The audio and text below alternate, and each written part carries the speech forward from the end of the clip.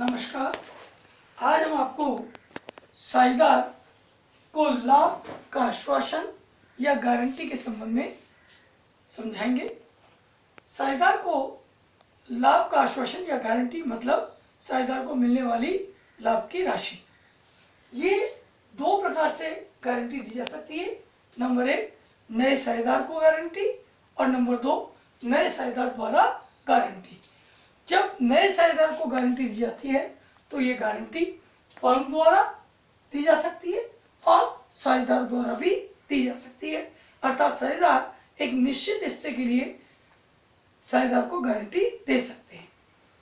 इन दोनों परिस्थितियों के लिए पहले हम चर्चा करें तो सबसे पहले हम फर्म द्वारा गारंटी किस तरह समझाते हैं। फर्म द्वारा जब गारंटी दी जाती है तो उस स्थिति में फर्म के संपूर्ण लाभ को नए साझेदार सहित सभी साझेदारों के लाभांश अनुपात में विभाजित किया जाता है।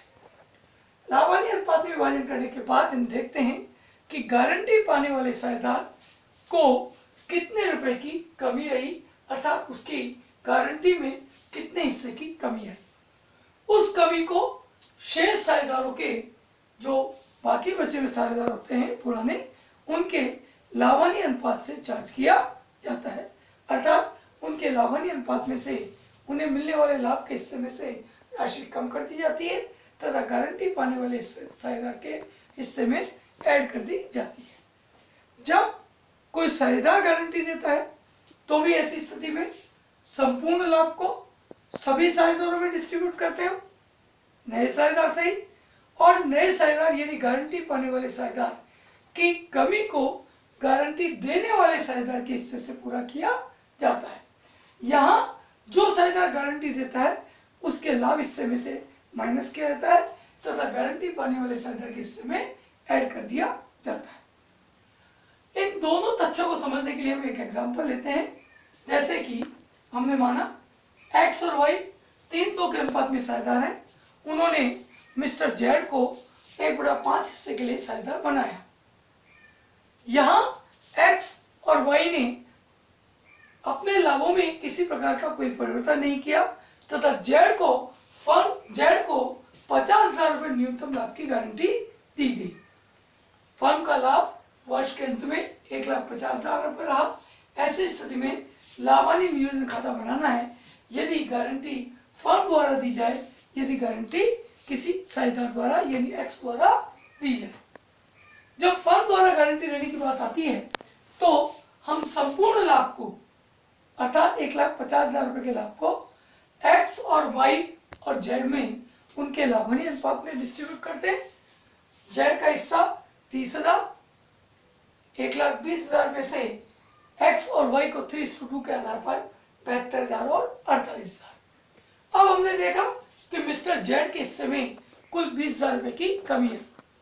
इस 20,000 की कमी को एक्स और वाई अपने 3:2 जो उनका पुराना अनुपात है उस अनुपात में वहन करेंगे। 3/5 एक्स देंगे और 2/5 वाई देंगे। इस प्रकार एक्स के हिस्से में से कुल 12,000 रुपये की कमी हुई और वाई के हिस्से में से 8,000 की कमी। ये कमी हमने जेड के अकाउंट में ऐड करी तो जेड का टोटल हिस्सा 50,000 हो गया। जब यही गारंटी एक्स द्वारा दी जाए तो हम सर्वप्रथम लाभ को हमने उसी अनुपात में बांटा जो साझेदारों के थे और गारंटी पाने वाले साझेदार के कुल 20,000 की कमी को मिस्टर एक्स द्वारा, जैसा कि प्रश्न में कहा है, मिस्टर एक्स ने वहन किया तो एक्स के लाभों में से 20,000 रुपये माइनस किए जाएंगे और जेड के हिस्से में 20,000 रुपये ऐड किए गए। इस प्रकार एक्स का लाभ 52,000, वाई का लाभ 48,000 और मिस्टर जेड का लाभ 50,000 रुपये आया। अब बात आती है हमारी नए साझेदार द्वारा फर्म को गारंटी दिए जाने पर।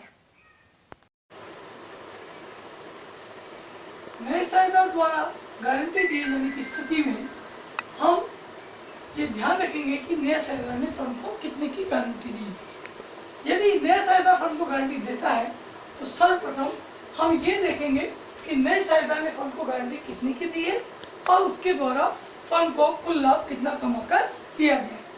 यदि वह लाभ गारंटी की राशि से कम होता है तो सर्वप्रथम नए साझेदार के कैपिटल अकाउंट से जितने की कमी होती है उतना रुपया और एक्स्ट्रा चार्ज किया जाता है। उसे चार्ज करने के बाद टोटल प्रॉफिट को सभी साझेदारों के लाभांश अनुपात में बांटना चाहिए। जैसा कि हमने एक उदाहरण लिया, ABC 5-3-2 के अनुपात में लाभ बांटते हुए साझेदार है।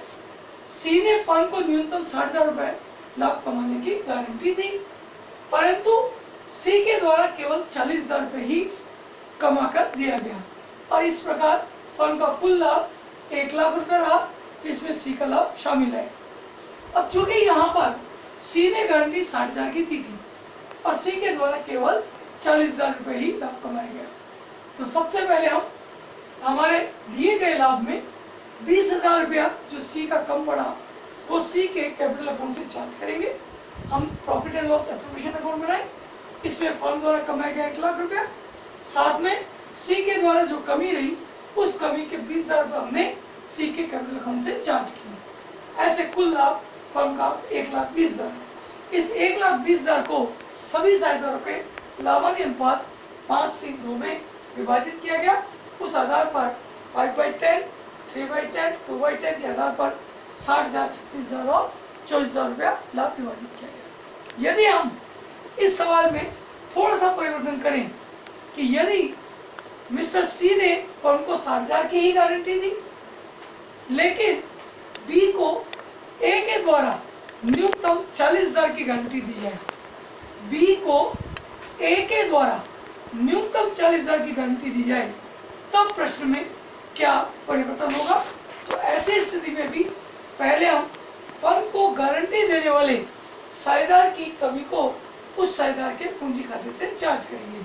अर्थात फर्म का लाभ 1 लाख, सी के द्वारा जो 20,000 की कमी रही उसे सी के पूंजी खाते से चार्ज किया, तो बाई सी कैपिटल 20,000। इस प्रकार कुल लाभ 1,20,000। इस 1,20,000 को हम इनके पुराने लाभांश अनुपात 5-3-2 में डिस्ट्रीब्यूट करें तो 60,000, 36,000 और 24,000। यहाँ चूंकि ए ने बी को न्यूनतम 40,000 की गारंटी दी थी, जबकि बी का लाभ केवल 36,000 होता है, तो यहाँ जो कमी 4,000 की रही वो 4,000 की कमी ए के द्वारा पूरी की जाएगी, तो ए का लाभ 56,000 रह जाएगा तथा बी का लाभ 4,000 ऐड करने के बाद 40,000 तथा सी का लाभ 24,000 दिखाया गया है।